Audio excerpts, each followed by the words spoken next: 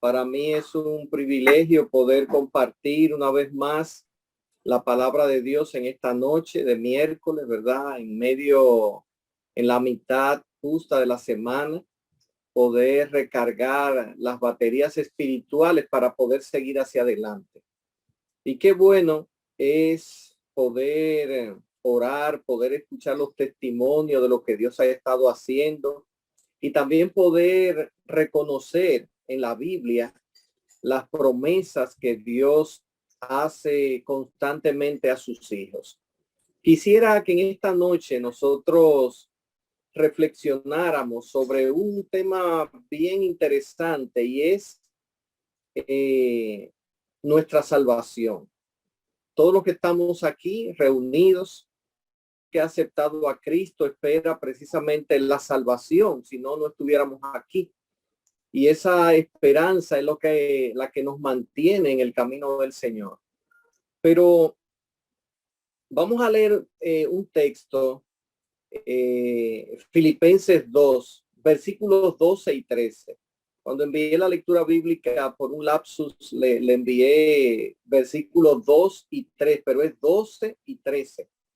Vamos a leer lo que dice la palabra de Dios en estos dos versículos que son bien interesantes. Dice allí: por tanto, amados míos, tal como habéis obedecido siempre, no solamente en mi presencia, sino mucho más ahora en mi ausencia, ocupaos de vuestra salvación con temor y temblor, porque Dios es el que obra en vosotros tanto el querer como el hacer para cumplir su buena voluntad o su buen propósito, dice otra versión. Qué interesante. Noten ustedes que la palabra de Dios dice que aquí el apóstol Pablo que debemos ocuparnos de nuestra salvación. Y a veces este texto se puede malentender y decir, bueno, entonces nosotros tenemos que hacer algo para salvarnos. Podría pensar alguien lo que nos toca hacer pero luego en el versículo 13 cambia y dice, porque Dios obra en vosotros tanto el querer como el hacer por su buena voluntad. Parece una contradicción, ¿verdad? Este pasaje. En el versículo 12 de Filipenses 2 dice que debemos ocuparnos de nuestra salvación. Y en el versículo 13 dice que Dios obra tanto el querer como el hacer en esa salvación. Entonces, pareciera contradictorio, pero no es así, hermanos. Esto se trata de una paradoja. Una paradoja es como la misma verdad, pero vista desde dos puntos de vista diferentes, vista de dos lados diferentes.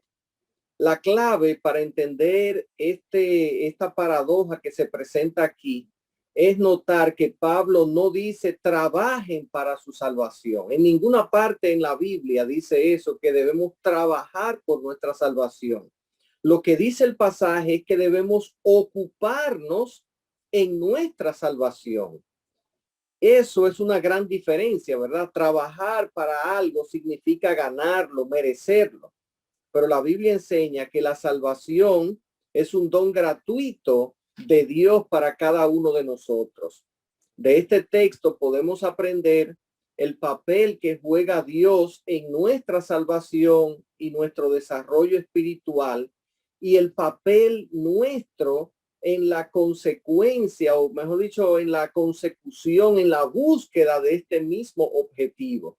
Los seres humanos estamos llamados a cooperar con la salvación que Dios nos da.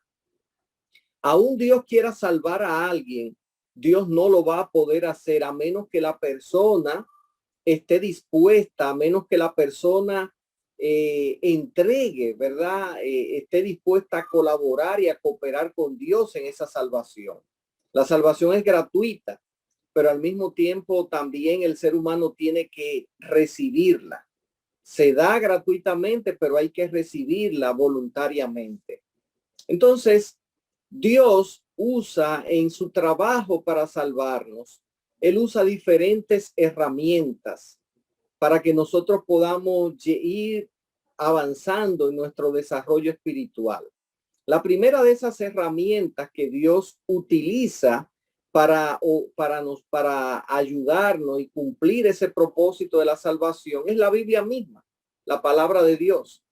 La Biblia es la primera herramienta que Dios utiliza para moldearnos y hacernos idóneos para el cielo.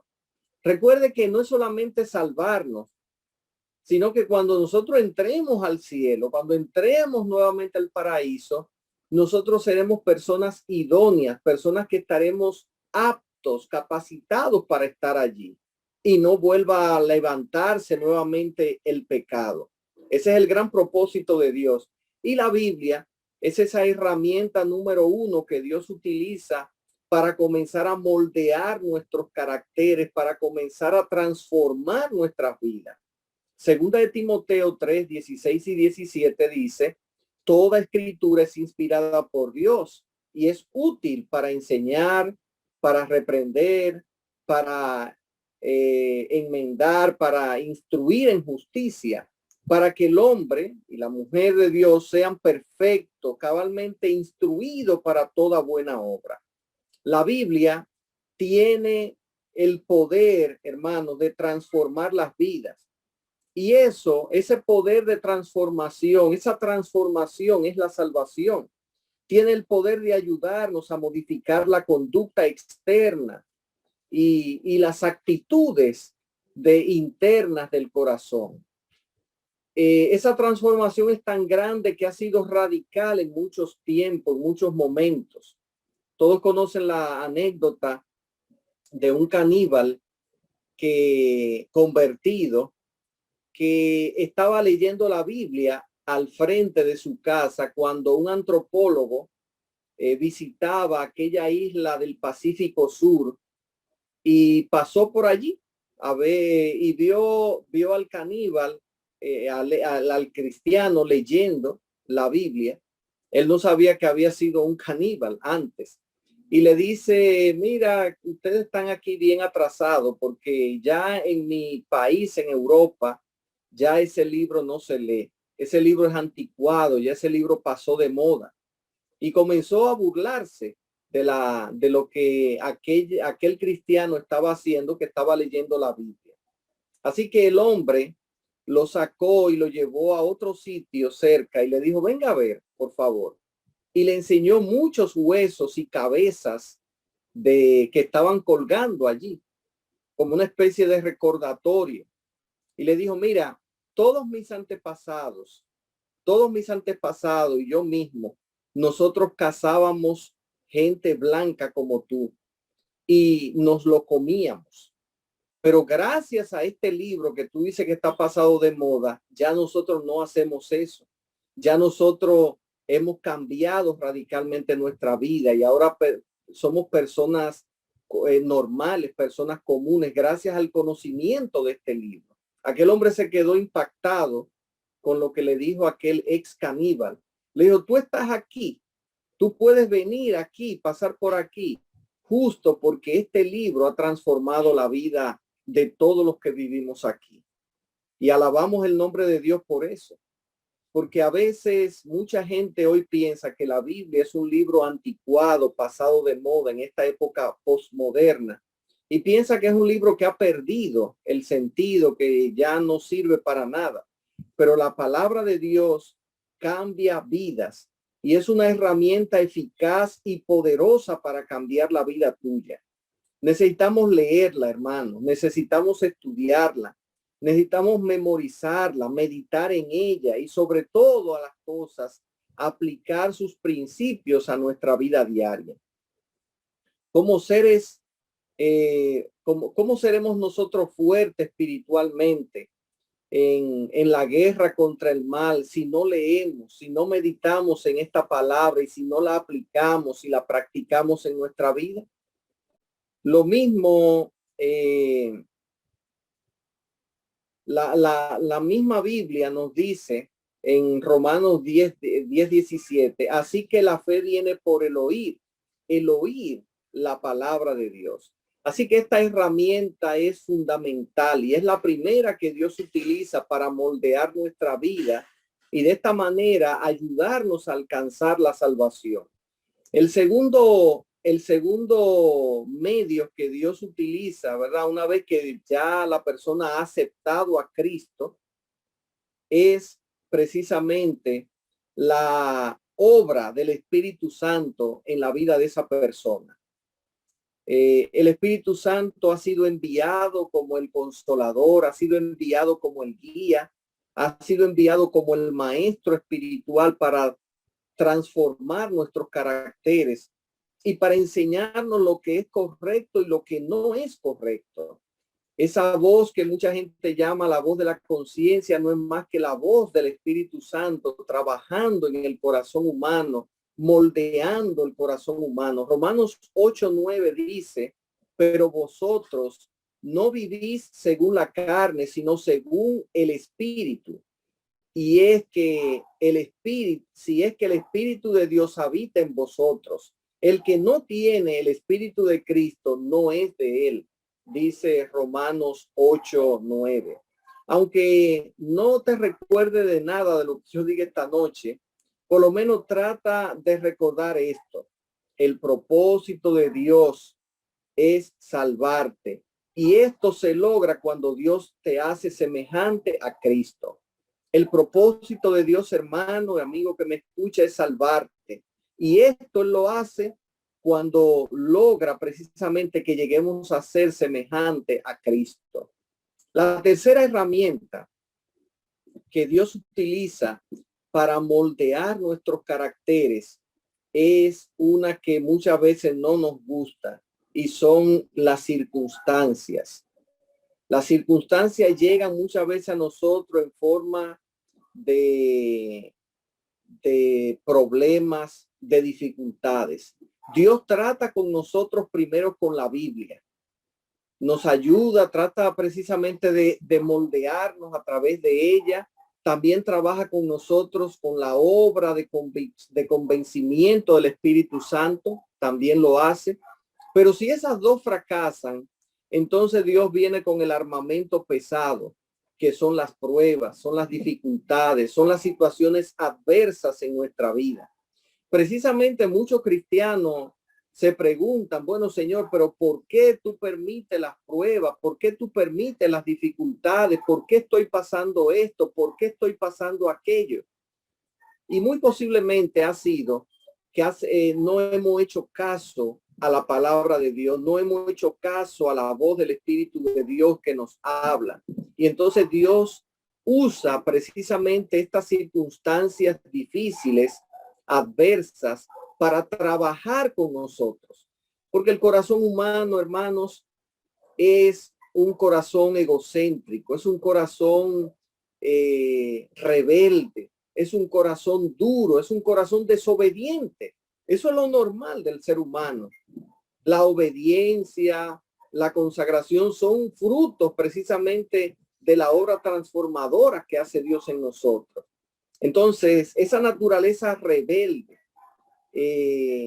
Dios capta nuestra atención precisamente a través de los problemas, de las presiones, del dolor, de las dificultades, de las pruebas, para ayudarnos a ser idóneos para el cielo. Esto parece difícil de entender, pero es así, hermanos.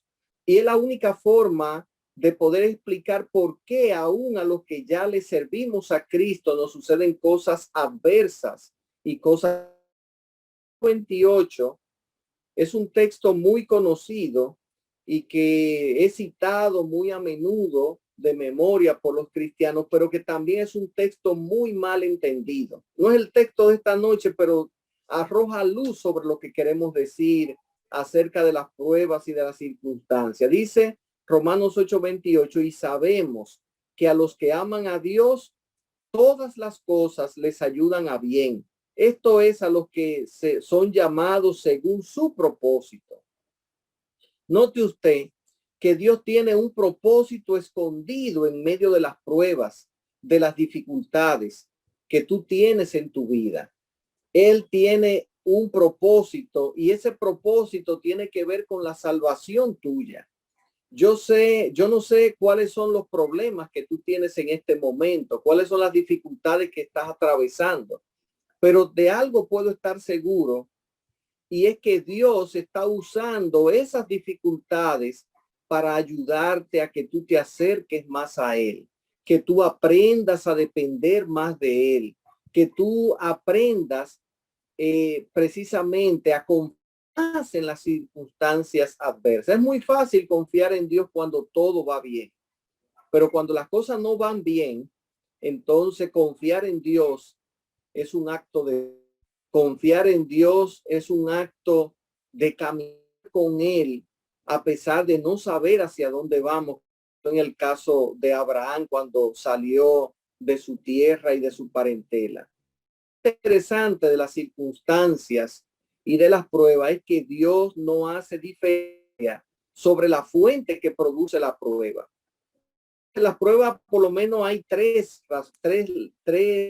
circunstancias que la producen, por lo menos así lo presenta la Biblia. La primera es que las pruebas quieren hacer, otros producen en ti dificultades y problemas. El egoísmo que impera en el corazón de otras personas produce en ti dificultades, produce en ti pruebas. Y es el caso de José en el Antiguo Testamento. Estaba bien, pero sus hermanos, su envidia, ese resentimiento que ellos tenían hacia su hermano, indujo a que ellos lo vendieran como un esclavo. Y eso trajo sobre José una serie de dificultades, pero que Dios la usó. También otra fuente de que produce prueba y dolor en nosotros es la propia desobediencia nuestra. Muchas veces, hermanos, nosotros no obedecemos la palabra de Dios, no obedecemos a la voz del Espíritu Santo, producir dolor en nuestra vida. Tendremos que aprender a través del sufrimiento, situaciones que pudimos aprender de otra manera. Y Dios va a captar nuestra atención a través de esa. Y aún algo que fue una desobediencia, Dios la puede usar para hacer una bendición a fin de que nosotros volviéramos en sí y vamos hacia el Señor. El caso de David, él mismo, según todos los problemas que le produjeron su pecado. Pero Dios usó esas circunstancias adversas producidas por la desobediencia de David para que él llegara a ser un hombre conforme al corazón de Dios. Y David se arrepintió de todo corazón y llegó a ser una persona completamente distinto después de su caída. Llegó a ser una persona que caminaba con Dios de cerca. La tercera que menciono en cuanto a lo que produce pruebas y dificultades en nuestra vida es el propio Satanás. Satanás es una persona, un ser que no es un mitológico, es un ser real que tiene unos seguidores que son los y ellos producen pruebas y dificultades en la vida del cristiano. Tal es el caso de Job, que todos lo conocemos, como Job fue sacudido por la prueba. Un solo día perdió todo. En un solo día fue devastada su casa, fue devastada su familia, dio todo lo que tenía en un solo día, simplemente porque se le permitió actuar sobre el siervo de Dios. Pero noten ustedes que Job, a pesar de pasado por esta dificultad tan grande, va a conocer a Dios más profundamente que nunca. Y aunque su carácter ya era perfecto antes de la prueba, después de la prueba más cerca de Dios y dependió más de Dios a partir de ese momento. Así que estas tres fuentes producen dolor, sufrimiento y pruebas al ser humano, que son la maldad de los demás, nuestra propia maldad y también la maldad del enemigo. Estas tres fuentes Dios las usa para moldear y para transformar nuestras vidas en el camino hacia el cielo.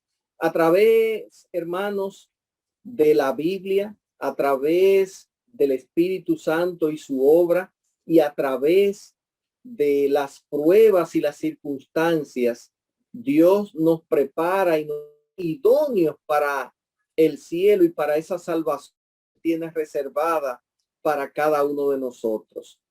Así que eso es importante tenerlo muy, muy en cuenta en eso. Eso tiene que ver esta circunstancia con lo que Dios hace, ¿verdad? En el pasaje que leímos al inicio, de que Dios obra en nosotros tanto el querer como el hacer por su buena voluntad. Y eso tiene que ver en el contexto que Pablo está hablando de la salvación nuestra.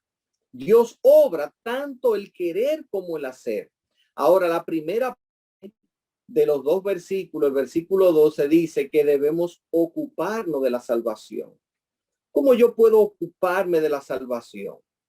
Que Dios obra en mí la salvación. Dios produce en mí esa circunstancia, produce en mí la obra del Espíritu Santo, produce en mí su palabra para que yo pueda ser moldeado. Ahora bien, ¿cómo yo puedo cooperar para que esa salvación sea una realidad en mi propia vida? Bueno, el primer paso es elegir nuestros pensamientos. Y usted dirá, pero ¿qué ver eso con lo otro? Bueno, el crecimiento espiritual, hermanos, no es automático. Hermanos, no necesitamos cambiar algo en nosotros. Y todo nuestro poder comienza justamente con nuestros pensamientos. Cambiar es un asunto de decisión. O de nuestra salvación no surge por casualidad, no es así. Debemos sentarnos pasivamente y esperar que todo bien y que Dios un día nos va a salvar. Mientras estamos aquí, nosotros necesitamos cooperar con. El primer paso es cambiar nuestros pensamientos. La Biblia dice en Proverbios 4:23, dice lo siguiente: toda cosa guarda tu corazón o tu mente, ¿verdad? Porque de él mana la vida. Quien dijo, usted no es lo que piensa que es, pero lo que piensa, eso es. ¿Pudimos comprender esa frase? Usted no es lo que piensa que es, pero lo que piensa, eso es. En otras palabras, usted no es lo que cree que es, pero usted es lo que piensa. Lo que usted piensa, eso afecta, lo transforma a usted. Sus pensamientos modifican su conducta, modifican sus emociones, modifican sus sentimientos, modifican su conducta y finalmente modifica su carácter. Eso es así. Por eso, hermano, para cambiar nuestros pensamientos, la mejor herramienta son justamente la primera, su palabra. Y yo coopero en relación con la palabra de Dios es aceptando esa palabra. El Salmo 1, versículo 1 y 2 dice: bienaventurado el varón que no anduvo en consejos de malos, sino que en la ley de Jehová medita de día y de noche. Para tú cambiar tus pensamientos, necesitas llenar tu corazón de la palabra de Dios. El apóstol Pablo nos amonesta en cuanto a lo que debería, todo lo amable, todo lo que es de buen nombre. Si hay virtud alguna, si algo digno de alabanza, en esto pensar. Ese debe ser el principio que debe regir nuestra vida.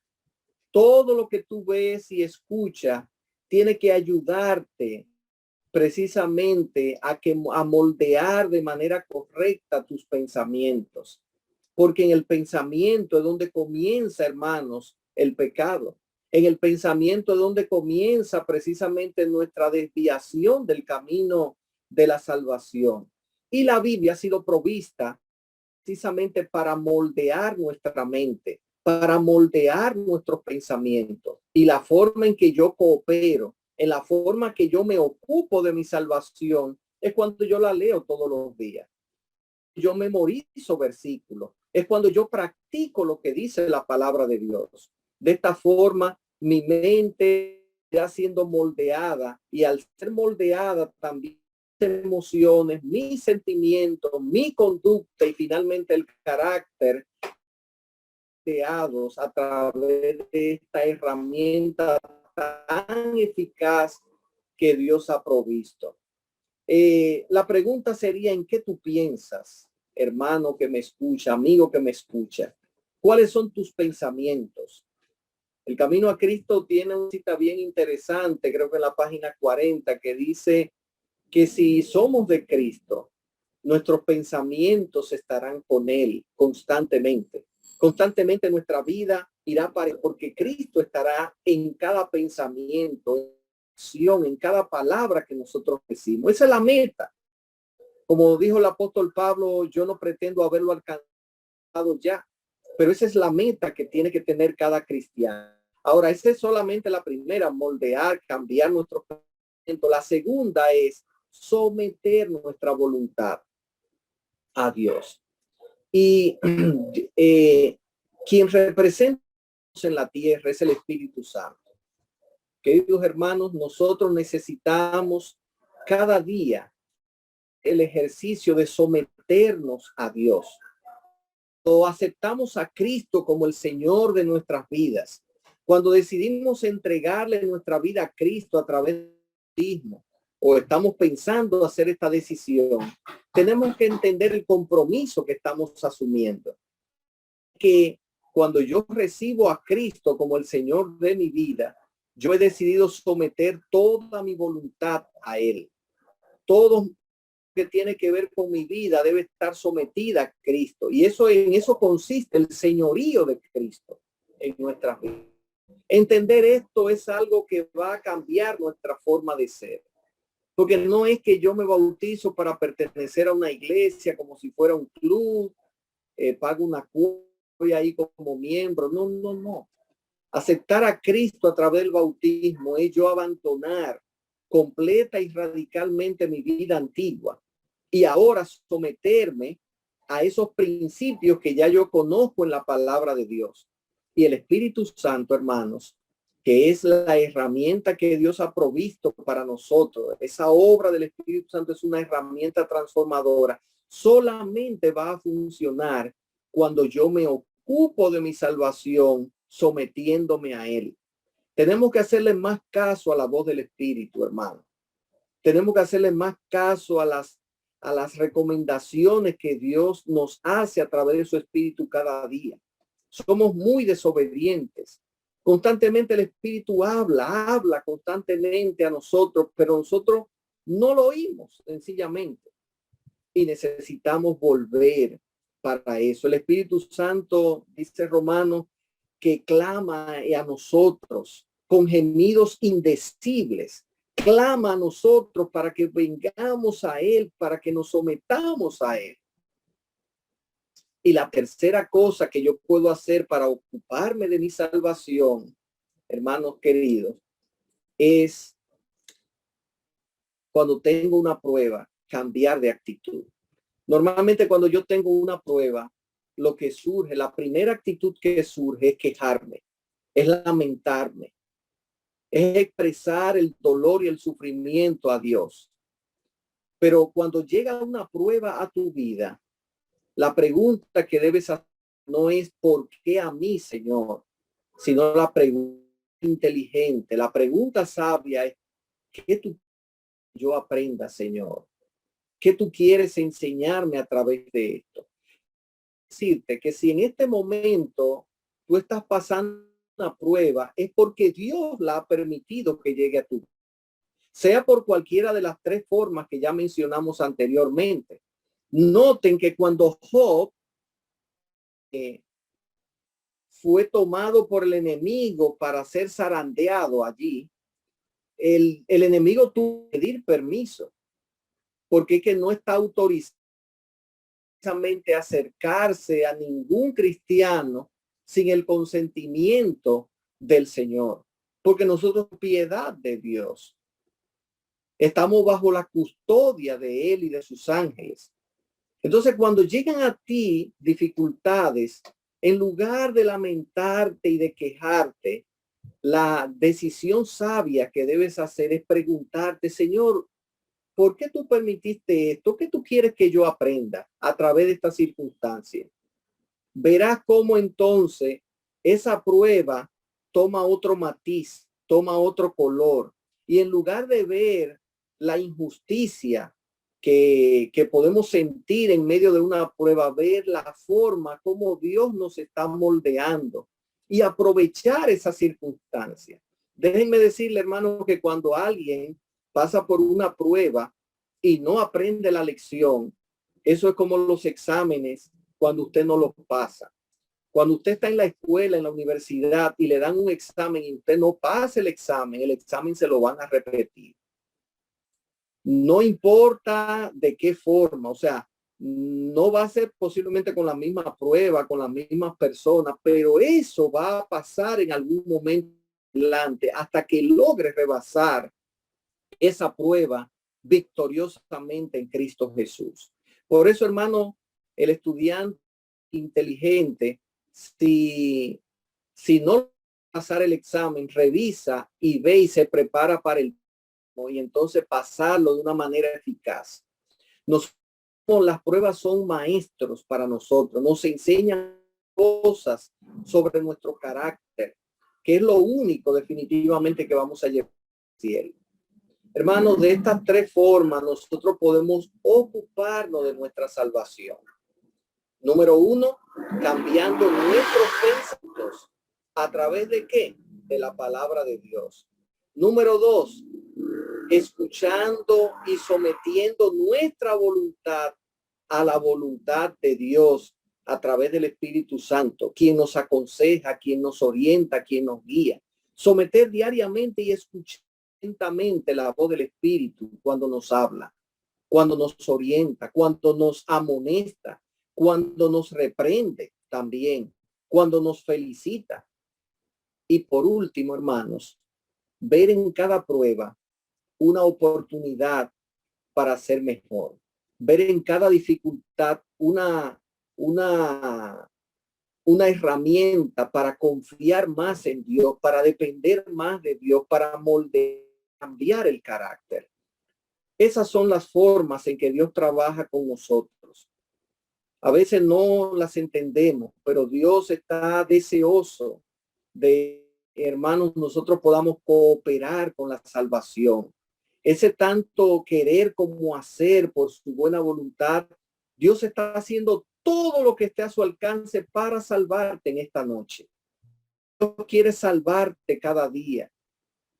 Si se te olvida todo lo que dije esta noche, solo recuerda que Dios quiere salvarte, que su gran propósito es salvarte y Él va a usar todos los medios necesarios, incluyendo estos que hemos mencionado, otros que están entre sus herramientas, pero que por causa del tiempo no lo vamos a hacer. Que Dios te bendiga en esta noche. Que Dios te ayude a confiar más en Él y en esa salvación que Dios tiene. Cada día que vivimos, hermanos, para nosotros prepararnos para esa gran salvación. Esa gran salvación que la salvación no es solamente allá en el cielo, hermano. La salvación vivirse desde aquí en la tierra. Cuando aprendemos a caminar con Dios, cuando aprendemos a confiar en Cristo cada día y a depender de la obra del Espíritu Santo, del consejo de su palabra y ver maestros en las circunstancias que nos enseñan cosas importantes. Vamos a orar en este momento pidiéndole al Señor que nos ayude a comprender estas lecciones tan importantes que Él nos muestra en este versículo de Filipenses 2, versículos 12 y 13. Oremos. Querido Padre y Dios del cielo, estamos contentos, Señor, porque tu palabra está llena de esperanza para nuestras vidas, porque tu palabra nos da consuelo y nos da esperanza ante las dificultades. Mira a cada hermano, a cada amigo que nos escuche en esta hora. Permite, oh Dios, que estas herramientas que tú utilizas, nosotros podamos corresponder de una forma eficaz. Que cuando veamos tu palabra, podamos, Señor, aplicarla a nuestra vida diariamente. Que cuando tu Espíritu nos hable, podamos escuchar y podamos obedecerte, oh Señor. Que cuando las circunstancias difíciles y a veces inesperadas y no entendamos, confiemos por que al que ama a Dios, todas las cosas les ayudan a bien. Gracias, oh Padre, porque tú eres grande y misericordioso y tu gran propósito es salvarnos y harás lo imposible para llevarnos al cielo. Bendice a cada persona en esta noche, que podamos meditar en este mensaje para nuestras vidas hoy y siempre. En el nombre de Jesús. Amén. Amén. Muchas bendiciones para todos. Que Dios nos ayude a poner en práctica estos consejos.